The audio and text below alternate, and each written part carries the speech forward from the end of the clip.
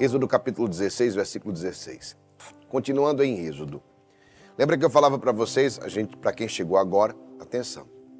O povo hebreu era escravo no Egito, saiu da escravidão, depois das 10 pragas do Egito, com muito esforço, eles foram libertos. Mas depois o faraó se arrepende e vai atrás deles, para levar de volta os seus escravos. E eles se sentem encurralados. Na frente estão num desfiladeiro, na frente tem o mar, atrás vem os cavalos, os cavaleiros do faraó. E aí o mar se abre e eles passam a pé enxuto. O mar forma 2 colunas e eles passam a pé enxuto, atravessam o mar. Os cavaleiros também atravessam, o mar se fecha. O Senhor os defende. Eles louvam a Deus, seguem o caminho. 3 dias de caminhada, já com muita sede. Eles vão em Mara, mas a água é salgada. Eles lamentam, murmuram. Moisés joga um madeiro que o Senhor indica e a água que era salgada, né, se torna doce. A água que era amarga, né, se torna doce. E aí eles caminham, depois eles vão para Elim, onde tem 70 palmeiras e 12 fontes de água. E aí, prestem bem atenção, ou seja, eles estão oásis no meio do deserto. Caminham no deserto e murmuram, porque lá no Egito, pelo menos eles tinham comida, o resto que sobrava, nas panelas dos egípcios.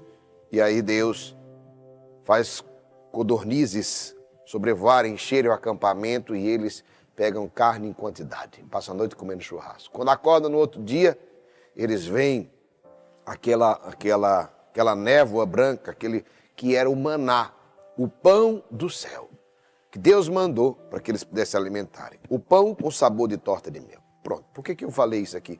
É só para quem chegou agora, porque tem gente que está aqui no primeiro dia, não é? Tem gente que está aqui há 13 dias. Coloque a quantos dias você está, para você entender o que está acontecendo.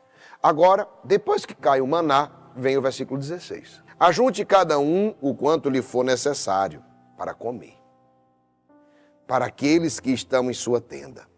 Um gomor por cabeça, é uma medida, certo? É uma quantidade, uma porção, um gomor.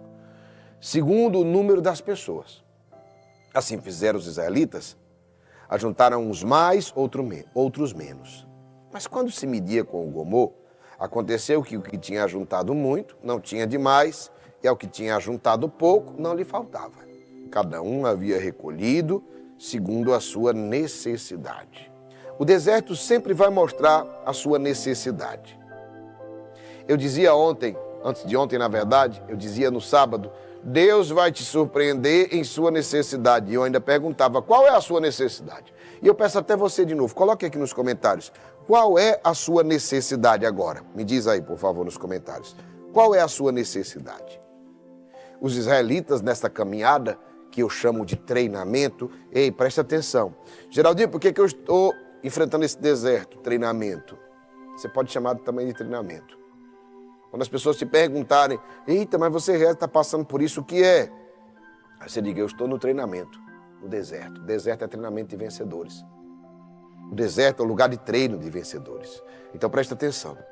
Os israelitas nessa caminhada, nesse treinamento rumo à terra prometida, eles logo perceberam que o deserto rapidamente mostra as nossas necessidades. Vocês sabem disso.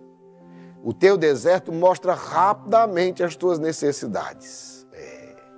E qual necessidades que eu falo? Não supérfluas, as necessidades verdadeiras. Quando a gente não está vivendo o deserto, a gente começa a criar necessidades supérfluas. Eu preciso disso, eu preciso daquilo outro. Ou seja, quando eu não estou no deserto, eu começo a criar necessidades que eu nem necessito.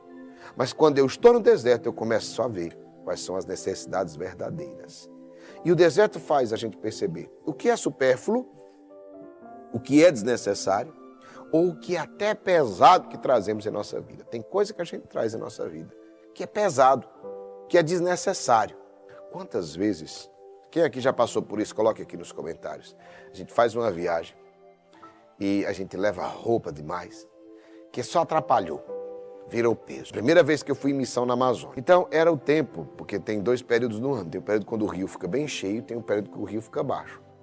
E eu fui exatamente no período da seca, da baixa do rio. Então tinha barrancos de não sei quantos metros para você subir. Meu irmão, E eu em missão com a mala, nem era tão grande, mas era daquelas malas de roda, né? A mala M. Ora, afinal de contas, você ia passar 2 semanas por lá, então eu levei uma mala M, meu amigo, para andar numas tábuas equilibrando para você entrar no barco, do barranco, da lama, do barro. Para você entrar no barco, era o quê? Uma tábua. Então imagina você equilibrando tábua e eu com a mala aqui na cabeça carregando. E etc, e etc. Meu irmão, na segunda vez que eu fui na Amazônia, eu cheguei lá com a mochila. Só isso que trouxe foi. Só isso. Só isso. E aí, ele vai dar, né? Coisa leve, lava, depois você lava, depois você usa de novo, né? Tranquilo. Então, muitas vezes na nossa vida, a gente vai levando coisa demais que só atrapalha, que vira peso. Assim acontece com as malas. Mas assim acontece também com as nossas realidades internas. Esse deserto que estamos enfrentando está nos treinando para diferenciarmos o que é necessário, o que é essencial, do que é acessório e do que é fardo em nossas vidas. Presta atenção. Se você está dando muito valor ao acessório, ao fardo, aquilo que não é essencial, preste atenção. Esse deserto, ele te treina para isso. Para você ver que você não está precisando de tudo isso. Viu, amado? Viu, amada? Viu, escolhido, escolhida de Deus? Você não está precisando de tudo isso. Pegou essa palavra? O deserto, ele treina a gente para isso. E eu preciso dizer para vocês que você que está aqui, é preciso olhar e enxergar isso no deserto. Esse deserto que você está enfrentando, ele serve para nós filtrarmos e aprendermos certas coisas na nossa vida. O que eu estou levando que não é essencial? O que está gastando minha energia? O que está gastando minha atenção, meu tempo, meus sentimentos, minhas emoções e que não faz parte. Não é isso para mim. Não é isso. Não é essencial. Não faz parte do que eu realmente preciso. Ei, essa pergunta aqui é forte.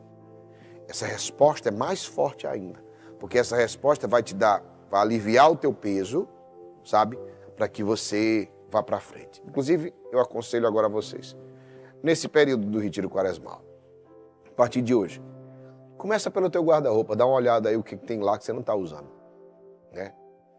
Não é o que está rasgado não que eu estou falando, não, que o que está rasgado não era nem para estar lá, certo? Não era para estar lá, era para ter virado qualquer outra coisa, lixo, pano de chão, qualquer coisa, né? Mas eu quero te dizer, escute, o que está lá que você não precisa, até para você passar para outra pessoa que está precisando. Isso aqui é importante. Mas também não só nisso. Emocionalmente, o que é que eu estou carregando? Entenderam? O que é que eu estou carregando que eu não preciso e que está me pesando? Isso daqui é muito forte. Quais são os lugares que eu estou indo que não são para mim? Hein? Quais são as coisas que eu tenho frequentado, os ambientes virtuais que não servem mais para mim? Isso aqui é muito forte. Eis o que vos ordena o Senhor. Ajunte cada um o quanto lhe for necessário para comer. Para aqueles que estão em sua tenda, um gomô por cabeça, segundo o número das pessoas. Assim fizeram os israelitas. Ajuntaram uns mais, outros menos. Mas quando se media com o gomô, aconteceu que o que tinha ajuntado muito não tinha demais, e ao que tinha ajuntado pouco não lhe faltava. Cada um havia recolhido segundo a sua necessidade. Palavra do Senhor. Para os israelitas, sede e fome foram as suas primeiras necessidades e mais evidentes, sabe? Também era o que era mais escasso no deserto, não é? Água e comida. A maior escassez do deserto para eles era água e comida. Mas Deus os surpreendeu com todo o necessário, tanto mandou comida como mandou água. Eu quero lembrar uma coisa para você. Preste atenção, quando você estiver no deserto, não fique esperando a abundância no deserto. Você vai ter abundância pós-deserto. Mas no deserto não é o lugar da abundância. Por isso que eu falo que é campo de treino. A gente no deserto vive com o essencial, com o necessário. Nada de sobra. O deserto não é o lugar da abundância. Mas também ele não é o ponto de chegada. Ainda bem que ele não é. Vocês imaginam se o deserto fosse o lugar da abundância, a gente queria ficar lá. A gente não queria sair mais de lá. O deserto é caminho a ser atravessado, que nos levará à terra da abundância. Ah, Geraldinho, por que para chegar na abundância eu preciso enfrentar o deserto? Por isso que eu falo para vocês, cuidado, porque às vezes a gente fica ansioso, às vezes a gente fica sem aguentar a espera. Eu quero dizer para você, não, Quando você sabe onde você quer chegar, você aguenta o caminho. Quando você sabe o propósito que você tem, você aguenta o processo doloroso que traz o futuro glorioso. Resumindo em uma frase, se fosse colocar com uma frase, o deserto é o caminho de escassez que nos leva à terra da abundância. Palavra forte, né? O deserto é o caminho de escassez que nos leva à terra da abundância. Pega essa palavra. O deserto é o caminho de escassez que nos leva à terra da abundância. Por que eu estou passando por isso? Porque é um caminho. Então passe.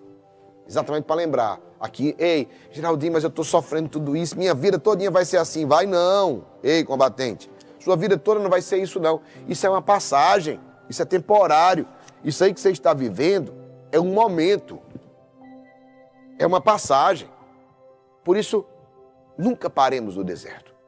Avancemos no deserto. Moisés disse-lhes, ninguém reserve dele para o dia seguinte. Versículo 19. Ninguém reserve dele para o dia seguinte. Alguns não o ouviram, como sempre, né? Como sempre. A gente fala, igual a gente aqui, Geraldinho, bem que tu disse, mas eu fiz, é desse jeito. Alguns não o ouviram e guardaram dele até pela manhã. Mas criou vermes e cheirou mal. Moisés irritou-se contra eles e todas as manhãs fizeram a sua provisão, cada um segundo as suas necessidades. E quando vinha o calor do sol, derretia-se. Os israelitas deram a esse alimento o nome de maná. Assemelhava-se à semente de coentro, era branco e tinha o sabor de uma torta de mel. Palavra do Senhor. Ah, meus irmãos, o deserto também é o lugar da providência. O deserto é o lugar da escassez? É, mas também é o lugar da providência. Por não ser o nosso ponto de chegada, deserto não é lugar de produção, não é lugar de plantio, não é lugar do cultivo. O deserto nos torna nômades, o deserto nos torna caminhantes. E é nesse momento que nós vamos experimentar algo chamado divina providência. Realmente, a divina providência vai nos sustentar. Sustento. Ei, escreva, a divina providência me sustentará. A divina providência te sustentará. A providência de cada dia, olha como é interessante. O que é a providência de cada dia, Geraldinho? Todas as manhãs fizeram a sua provisão. A providência de hoje, isso aqui, presta atenção. Que lições eu posso aprender no deserto? Primeira grande lição é que a providência, ela é de cada dia.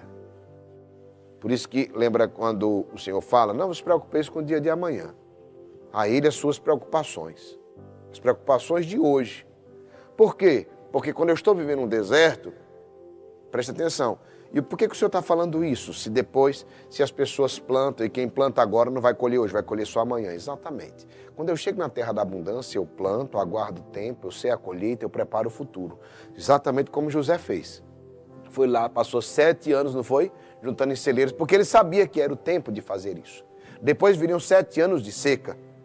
E ele não fazia por ele fazia por quê? Por todo o povo.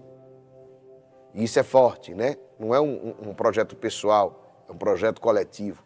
E a providência de Deus é desse jeito que acontece em nossas vidas. O deserto não é esse lugar de você se preocupar. E amanhã o que eu vou comer? Não, se preocupe com hoje. Hoje. No deserto se sobrevivem. Hoje. A providência de hoje não serve para amanhã. Para quem está no deserto é assim. Vocês viram o que aconteceu? Quem juntou? Criou vermes e cheirou mal. Apodreceu. Não deixe a providência de hoje passar. Preste atenção. Tem gente que deixa a providência passar por dois motivos. Por vergonha. Não precisa não. Eu sei que muitos aqui já fizeram isso. Eu mesmo já fiz. Providências que chegaram, não precisa não. Por vergonha. Outras vezes por orgulho. Não, eu não vou aceitar não, porque o que vão pensar de mim, né? Vão pensar que eu estou precisando. Mas é verdade, eu estava precisando. Então, eu preciso dizer para você que nunca deixe a providência passar. Nunca recuse a providência. Seja por orgulho ou seja por vergonha. A providência chegou, aceite. Receba. Tá certo? E eu vou dizer para vocês, aprendi isso perdendo muitas coisas. Então a providência que vem, seja bem-vinda. Não perca, não deixe passar. Não se recusa a oferta, não se recusa ajuda, não se recusa ensinamento. E é doloroso porque as pessoas não gostam de ser ensinadas, porque ensinar corrige a gente. Ninguém gosta de ser corrigido, não é? A gente não gosta de ser corrigido, isso é próprio nosso, a gente não gosta de ser corrigido. Mas eu quero te dizer, se alguém lhe corrigir, aceite a correção. Se alguém te ajudar, aceite a ajuda. Se alguém te ofertar, aceite a oferta, seja qual for. O deserto não é lugar de ajuntar em celeiros. O deserto é lugar de aprender o que é essencial na minha vida. O deserto é o lugar de superar as dificuldades. O deserto é o lugar de saber que Deus cuida de nós. O deserto é o lugar de saber que é Ele que nos sustenta e nos sustentará. O deserto é o lugar, sabe, de que quem carrega muita coisa é peso. Que cada dia basta a sua preocupação. E que a providência divina é mais saborosa do que você imagina. Senhor, eu quero qualquer coisa. Tá bom, eu vou dar qualquer coisa para você. Um pão com sabor de torta de mel. Senhor, mas não era tudo isso que eu queria. Eu só queria qualquer coisa para matar a minha fome, exatamente. Ei, Deus não vai te dar qualquer coisa. A providência de Deus, ela é o suficiente. Mas ela é mais saborosa do que você imagina. Eles experimentaram isso. O pão tinha sabor de torta de mel. A carne que eles comeram não era carne seca, carne salgada para durar. Não, e para se comer já. Não. A carne era fresca. Então eu digo para você, a providência é mais saborosa do que você imagina. Aprenda estas coisas no deserto. Se você aprender isso no deserto, você vai estar preparado para sair dele. Viu? Se você não aprender isso, você jamais sairá no deserto, morrerá no deserto. Quem aprende isso, é lugar de aprender o que é essencial. Você precisa rapidamente saber o que é na sua vida, o que é essencial, o que é acessório. Isso aqui você tem que estar em mente. Porque quando você sabe o que é essencial, você não se perde, você não negocia, você não diz, eu vou embora, eu vou deixar, eu vou... Não, quando eu sei o que é essencial, saiba, eu não vou embora, eu não vou deixar. Aconteça o que acontecer. Ei, e quando eu sei o que é acessório, rapidamente eu me desvencilho. Não, isso aqui eu não preciso. Superar as dificuldades. Deus cuida de nós. Ele nos sustentará. Se você carregar muita coisa, vai se tornar fardo. Cada dia basta suas preocupações. E a providência divina é mais saborosa do que você imagina.